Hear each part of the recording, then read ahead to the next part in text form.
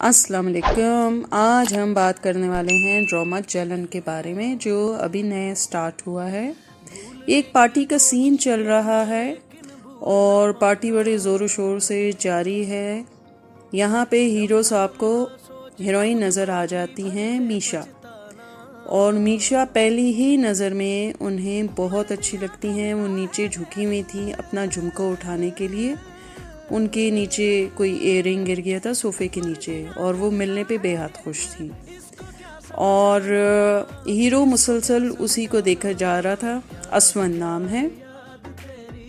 और पूरे फंक्शन में वो जहाँ जहाँ रहा उसकी नज़र उसी पे रही। आखिर फिर उनके साथ उनकी बहन थी, उन्होंने पूछ लिया कि मामला क्या है। तो भाई फिर बता देता है कि इस लड़की का नाम मीशा है। तो वो कहती है क्या तुम जानते हो? तो उसने कहा नहीं, पार्टी में कोई इस तरह से उसका नाम ले रहा था। ये स्टोरी है मीशा के घर वालों की। माँ बाप जो हैं वो मीशा के रिश्ते से रिलेटेड बात कर रहे हैं, और ये मीशा की छोटी बहन है निशा, और ये इसके कज़न हैं और हैप्पी बर्थडे विश करने आए हैं स्पेशली, और बेहद खुशी का इजहार कर रहे हैं। वो भी सरप्राइज़ पे काफ़ी हद तक खुश हो जाती है, और लेकिन एक गिला भी कर देती है साथ ही कि क्या सस्ते वाले फूल ले आए हो, कोई महंगे वाला बुके उठा के लाते। और मीशा जो है उसकी निशा और मीशा जो है बड़ी बहन और छोटी बहन, इनकी तबीयतों में ज़मीन आसमान का फ़र्क है। जो चीज़ बड़ी बहन के पास होती है छोटी वाली उसी को पसंद करके अपना बना लेती है, चाहे वह ऑनलाइन शॉपिंग में ख़रीदा हुआ कुर्ता ही क्यों ना हो। और फिर इन द मीन टाइम इनके घर में इनकी मामी आती हैं इसके अपने बेटे का रिश्ता लेकर छोटी बेटी के लिए, जो थोड़ी सी सलाह मशवरे के बाद ये लोग कबूल कर लेते हैं, और इनकी आखिरकार मंगनी होने की तैयारियां शुरू हो जाती हैं। ये हैं इनकी सिस्टर लड़के की जिनकी मंगनी होने वाली है, और ये इनकी नंद है। ये भी इंटरेस्टेड है उनमें, लेकिन अब उदास हो गई हैं उनकी मंगनी की खबर सुनकर। और जी अब ये निशा जो छोटी बहन है उनकी मंगनी हो रही है उनके कज़न के साथ, और बहुत अच्छा सा फंक्शन हो जाता है इन दोनों का, और दिली ख्वाहिश भी पूरी हो गई। और जो छोटी बहन है वो अपनी एंगेजमेंट रिंग दे के बहुत खुश हो रही होती है, एक्साइटेड है। ये उसको अपना गिफ्ट बता रही है कि कज़न ने मुझे किस मौके पे ये गिफ्ट दिया था। सडन वो उसके हाथ से छूट जाता है और वो परेशान हो जाती है कि अब क्या होगा, लेकिन वो उठाती भी नहीं है, और वो वहीं का वहीं उसके पाँव के नीचे टूटा पड़ा रह जाता है, क्योंकि वो केयर ही नहीं करती इस चीज़ की। दूसरी तरफ जो असवंद है वो अपनी बहन को कह रहे होते हैं कि मालूमात करें और हमें वहाँ प्रपोज़ल ले जाना चाहिए। वो बड़ी बहन की बात कर रहे थे मीशा की, जिसको वो देख के आए। फिर ये आखिरकार रिश्ता लेके उनके घर आए, और थोड़ी सी बातचीत के बाद रिश्ता डन हो जाता है। लेकिन वही बात है, हमारे पाकिस्तानी माहौल में थोड़ी सी कुछ अदब आदाब होते हैं। और सीढ़ियों में मीशा खड़ी हुई हैं और उनको सी ऑफ करने के लिए, और दूर से उनको देख रही हैं। और वो जो हैं हीरो साहब वो भी अब जा रहे हैं, लेकिन अब वो सीढ़ियों की तरफ देख रहे हैं जहाँ पे दुल्हन है। अब उनकी गाड़ी जो ही निकलती है इनके घर से, तो पीछे से और माँ बाप बहुत ज़्यादा खुश होते हैं, पेरेंट्स के, भाई चलो अच्छी जगह रिश्ता हो गया। इतने में उसकी छोटी बहन अपने मंगेतर के साथ घर आ रही होती है, तो वो देखती है, कहती ये गाड़ी किसकी है जो अभी अभी हमारे घर से निकली है। उससे कहा होगी किसी की, तो लेकिन परेशानी उसके चेहरे पर आ जाती है, और वो घर आके अपने पेरेंट्स से पूछती है कि कोई आया था। तो उसके पेरेंट्स जो हैं वो उसको बताते हैं हाँ एक बहुत अच्छा रिश्ता आया था तुम्हारी बहन के लिए, हमें तो बेहद पसंद आया, और वो लोग इंतहाई अच्छे लोग हैं। और फिर ये होता है कि इनकी मामी भी आ जाती हैं इनके घर में, और कहती हैं देखभाल के करना रिश्ता। उधर फादर ने इनके कहीं पे पूछना होता है लड़के के बारे में, वहाँ से भी अच्छी खबर आ जाती है। लेकिन जो छोटी बहन है वो मुसलसल इस बात पे बज़िद है कि इस रिश्ते को ख़त्म किया जाए, क्योंकि ये रिश्ता जो है क्यों इतनी जल्दी मचा रहा है शादी करने की, आखिर ये कौन लोग हैं, हम तो ढंग से जानते नहीं। लेकिन पेरेंट्स जो हैं वो कन्विंस नहीं होते, वो हंसी मजाक में बात इसकी टाल देते हैं और ये करके भी कुछ नहीं कर सकती, उनको कन्विंस नहीं कर सकती कि आप लोग यहाँ रिश्ता ना करें।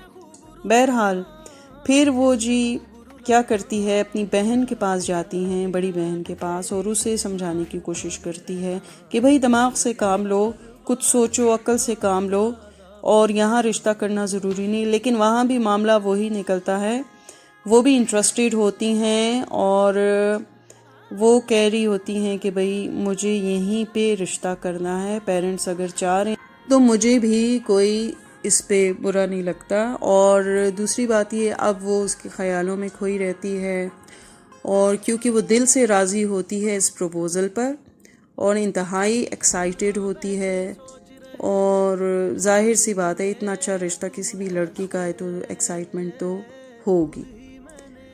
अब जी इनकी रात दिन फ़ोन पे बात करना, टेक्स्ट करने में गुजर रही हैं। इधर छोटी बहन की नज़र जब उस पर पड़ती है तो वो अंदर ही अंदर जेलस हो रही होती है। वो कहती है मेरे सोने का टाइम है, प्लीज़ फ़ोन बंद करो, लेकिन वो वहाँ से उठ के चली जाती है। अब इसकी नींद हो गई हराम और इसने सारी रात अब सोचना है कि अब क्या किया जाए। और लेकिन ये है कि वही बात है कि जो जलने वाला बंदा होता है वो अंदर ही अंदर कुढ़ता रहता है।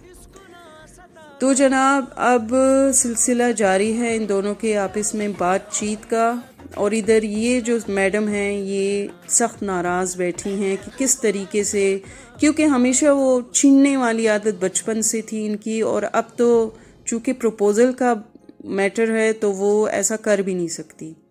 और जी इधर शादी की तैयारियां शुरू हैं और मेहंदी का दिन आन पहुंचा, नाना करते भी, और दोनों घरानों में बहुत ज़्यादा एक्साइटमेंट है और वो एंजॉय भी कर रहे हैं, तैयारियां भी अरूज पर हैं।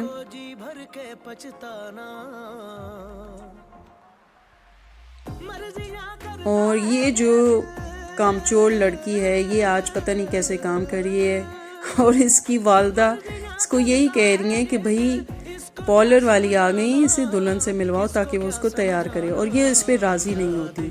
ये कहती है नहीं मुझे नहीं जाना, मैंने ऑलरेडी बहुत ज़्यादा काम किया, मैं थक चुकी हूँ और मुझे अब ये काम नहीं करना। और ऐसा कहते हुए वो इंतहाई बदतमीज़ी से अपनी वालदा से पेश आती है।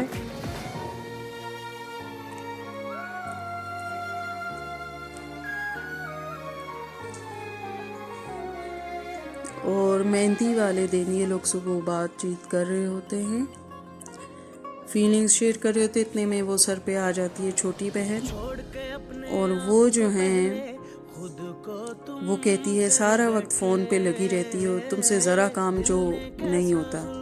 हालांकि वो अच्छे से जानती है कि ये कामों के मामले में इसकी बहन इससे ज़्यादा तेज़ है, लेकिन यहाँ पे मामला तो जलन का है। अब मेहंदी वाले दिन ये तैयार हो रही होती है, ये इसके पास आती है, बात करने की कोशिश करती है, लेकिन ये नहीं बात करती और खफा होती है, और वो उसे कहती है कि तुम्हें उसे सॉरी बोलना चाहिए। अब ऐसा है कि वो अपने तरीके से उसे सॉरी बोलती है, लेकिन जो असमंद है उसे ये लड़की एक नज़र नहीं पाती और वो सोचों में गुम होता है कि ये किस किस्म की लड़की है और मुझे इससे अब किस तरीके से डील करना चाहिए। इन्हीं सोचों में सोचते सोचते उसे पता ही नहीं चलता, और वो बहन जो है कमरे में एंटर हो जाती हैं और उनके वहमो गुमान में भी नहीं होता कि ये क्या सोच रहा है इस वक्त। तो बहन उसको परेशान देखती है और पूछती है कि क्या बात है, तुम इतने खफा क्यों हो। तो वो उनको सारी बात बताता है। तो वो आगे से इन्हीं को समझाना शुरू हो जाती हैं कि भाई तुम इस नज़ाकत को समझो, ये रिश्ते ऐसे हैं, हमें नहीं पता, लेकिन इनको इसी तरीके से हमें लाइटली लेना चाहिए, इसलिए अब तुम इजी हो जाओ। तो वाकई में उनका कहना सही साबित होता है और वो इजी हो जाता है। इंशाल्लाह फिर हाजिर होंगे नेक्स्ट एपिसोड के साथ।